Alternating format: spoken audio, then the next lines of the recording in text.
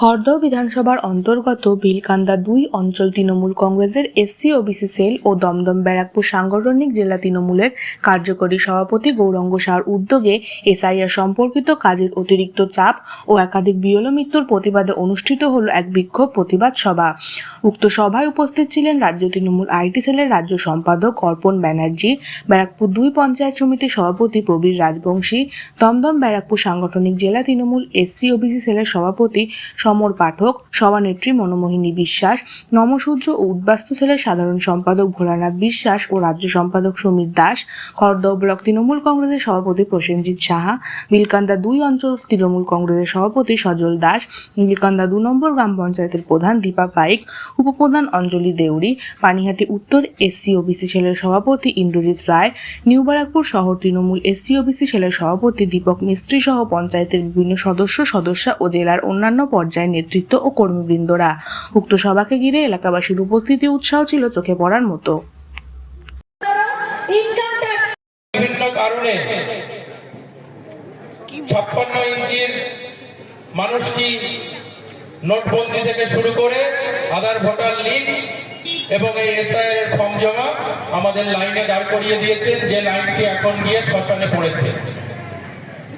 তাই আমাদের একটি কথা ভুললে চলবে না, আগামী 26শে বিধানসভা নির্বাচনে সেই লাইনটি সকাল সকালে প্রত্যেক আমার আগে সমাধি বক্তব্য রেখেছিলেন জেলা পরিষদের আপনাদের সদস্য সহ গ্রামসভা, পঞ্চায়েত সমিতি, জেলা পরিষদের সমস্ত তৃণমূল কংগ্রেসের জনপ্রতিনিধি এবং এসসি এসটি ওবিসি শাখা, নমশূদ্র উদ্বাস্তু শাখার জেলা রাজ্য স্তরের সমস্ত নেতৃত্ব সহ প্রত্যেকে, এখানকার বসতবাধা সুধী সচ্ছল মন্ডলী, সামনে উপস্থিত রাজনৈতিক সংগ্রামী জীবনের সহযোদ্ধারা এবং আমার কণ্ঠস্বর যতদূর যাচ্ছে, আমি সকলকে জাতীয়তাবাদী সংগ্রামে অভিনন্দন জানাচ্ছি।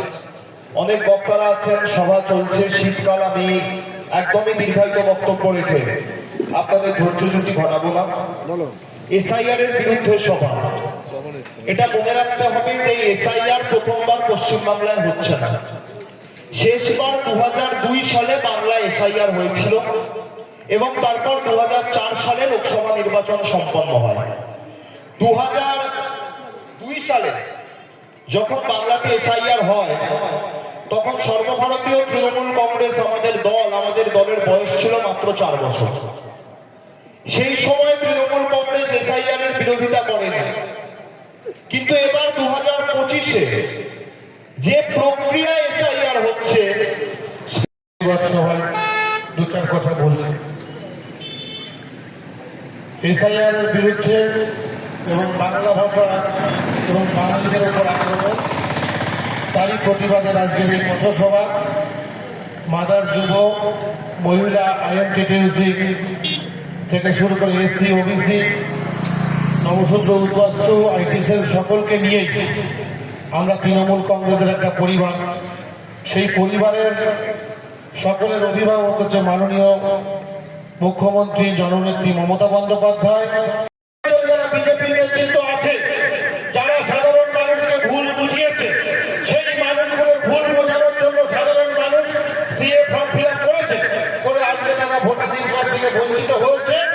তাই আগামী দিনে এই অঞ্চলে যারা বিজেপির নেতৃত্ব আছে তাদের এবং পার্টি অফিস ঘেরাও করতে হবে আমাদের সকলকে দলবদ্ধভাবে, সাংবিধানিক মাধ্যমে প্রশাসনকে জানিয়ে সঙ্গে নিয়ে যে এরা এই মানুষগুলো ভোটাধিকার থেকে বঞ্চিত করার অধিকার এদের কে দিয়েছে।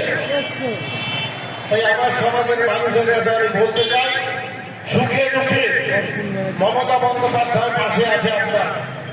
জন্ম থেকে মৃত্যু পর্যন্ত আপনারা সকলেই জানেন সেই প্রকল্পগুলো বাস্তবায়িত সম্পূর্ণ বলতে গেলে সারা রাত শেষ হলেও তার ব্যাখ্যা শেষ হবে না। এমন কিছু মানুষও আছে যারা কেন্দ্রীয় সরকারের যে প্রধানমন্ত্রী, তারা অনেক স্বপ্ন নিয়ে বারবার সেই প্রধানমন্ত্রীকে, দেশের নরেন্দ্র মোদী আমাদের দেশের প্রধানমন্ত্রী, তার হাতে দেশের দায়িত্বভার তুলে দিয়েছে এবং তাদের অনেক স্বপ্ন ছিল যে 2 কোটি ছেলে মেয়ের চাকরি হবে। তাদের অনেক ইয়াং জেনারেশন সেই আশায় তাকে নির্বাচিত করেছিল এবং অনেক মানুষ আছে যারা ভেবেছিল যে তাদের অ্যাকাউন্টে 15 লক্ষ করে টাকা দেবে, সেই আশা নিয়ে তারা প্রধানমন্ত্রীকে নির্বাচন করেছিল, কিন্তু সেই আশা আজ ভঙ্গ হয়েছে। আজকে যে মানুষগুলো স্বপ্ন নিয়ে দেশের প্রধানমন্ত্রী বানিয়েছিল নরেন্দ্র মোদীকে, সেই দেশের প্রধানমন্ত্রী আজকের দিনে দাঁড়িয়ে বলছে যে ভোটার আই কার্ডটা নিয়ে আমরা ভোটটা দিই, সেই ভোটটা নাকি অবৈধ, সেটাকে যাচাই করতে হবে। আজকে 4 তারিখ থেকে যে এসআই ফর্ম ফ্লাগ শুরু হয়েছে, সেই ফর্মটা যে ফ্লাগ শুরু হয়েছে তার অনেক আগে থেকে আমরা আলোচনা করছিলাম যে আপনারা সাবধান হয়ে যান। এই দেশের প্রধানমন্ত্রী নরেন্দ্র মোদী আমাদের কারোর জন্য ভালো নয়। এছাড়া অর্থাৎ প্রায় 3.5 ঘন্টা সভা চলছে। দীর্ঘ বক্তব্য রাখার কোনো অবকাশ নেই। আমি শুধু একটা কথাই আপনাদের বলবো যে এই মুহূর্তে আমরা সারা পশ্চিমবাংলা জুড়ে মমতা বন্দ্যোপাধ্যায় এবং অভিষেক বন্দ্যোপাধ্যায়ের নির্দেশে সভা সমিতি চলছে, কিন্তু আমরা কিন্তু এটা কোনো নির্বাচনী পথসভা, নির্বাচনী সভা করছি না। তাহলে আপনি প্রশ্ন করতে পারেন তাহলে কিসের সভা? সভাটা হচ্ছে আমাদের দল যেদিন তৈরি হয়, বাংলার মুখ্যমন্ত্রী, তৎকালীন বাংলার বিরোধী দলনেত্রী মমতা বন্দ্যোপাধ্যায় 1998 সালের 1 জানুয়ারি যেদিন আমাদের দল তৈরি হয়, সেদিন মমতা বন্দ্যোপাধ্যায় একটা কথা বলেছিলেন যে মানুষের সাথে, মানুষের পাশে।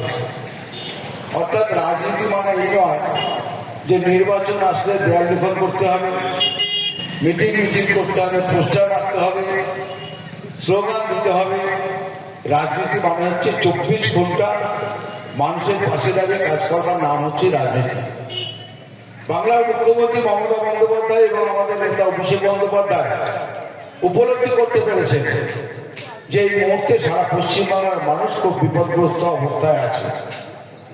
তার কারণ বাংলার 10 কোটি মানুষ এই মুহূর্তে আমরা কেউ দেশের নাগরিক নয়। যার ভোটে বারবার দেশের প্রধানমন্ত্রী তৈরি হয়েছে, যার ভোটে বারবার রাজ্যের মুখ্যমন্ত্রী তৈরি হয়েছে, যাদের ভোটের এলাকার সাংসদ বিধায়ক বারবার নির্বাচিত হয়েছে, তাদেরকে নতুন করে প্রমাণ করতে হবে তারা দেশের নাগরিক কি নাগরিক নয়। চেষ্টা করেছিল, সুযোগ হয়নি। আজকের বিপিন চক্রবর্তীর পরিচয় হচ্ছে একটা ধর্ষকের বাবা। তার একটা উচ্ছৃঙ্খল ছেলে আছে, একটার পর একটা নারীকে ধর্ষণ করে ধর্ষণকে আসামি হিসেবে পালিয়ে বেড়াচ্ছে, আর নিজের ছেলেকে বাঁচানোর জন্য ভারতীয় জনতা পার্টির পতাকাকে গায়ে দিয়ে বিজেপির দালালি করছে আর বলছে বাংলার মুখে নানা নির্যাতন হচ্ছে, এর বিরুদ্ধে প্রতিবাদ করতে হবে।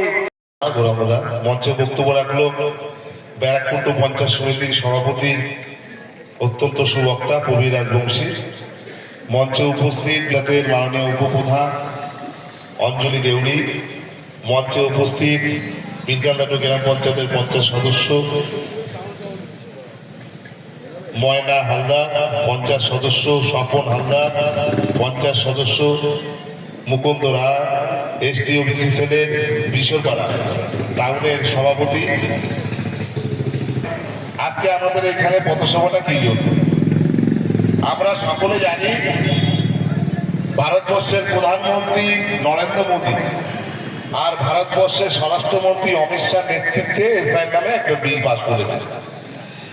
সেই বিলের মাধ্যম থেকে যে চিহ্নিতকরণের কাজ চলছে, ইতিমধ্যে সেটা সমাপ্তি হয়েছে। প্রথম যে খসড়া বেরিয়েছে তাতে বাংলাদেশ থেকে বহু দশক আগে রাতের অন্ধকারে বুকে জ্বালা যন্ত্রণা নিয়ে একটু বাঁচার জন্য তার কাটা পার হয়ে দেশে প্রবেশ করেছিল। তারা ভারতবর্ষের সংবিধান মেনে ভারতবর্ষে বাস করছিল। তারা বহুবার এই ভারতবর্ষের যে গণতন্ত্র উৎসব, সেই উৎসবে অংশগ্রহণ করেছে।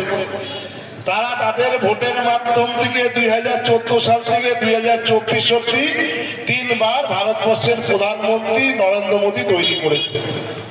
তাদের ভোটের মাধ্যম থেকে 3 বার ভারতবর্ষের স্বরাষ্ট্রমন্ত্রী তৈরি করেছে।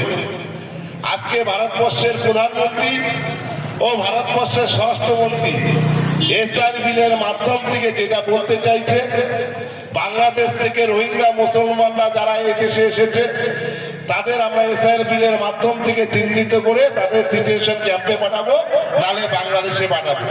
গণনা হয়েছিল, তারপর 2002 সালে আইআর হয়েছিল, একটা স্বায়ত্তশাসিত বোর্ড যারা নিজের অধিকারে ভারতবর্ষের জনগণনার পরে কারা সঠিক পথে ভোটার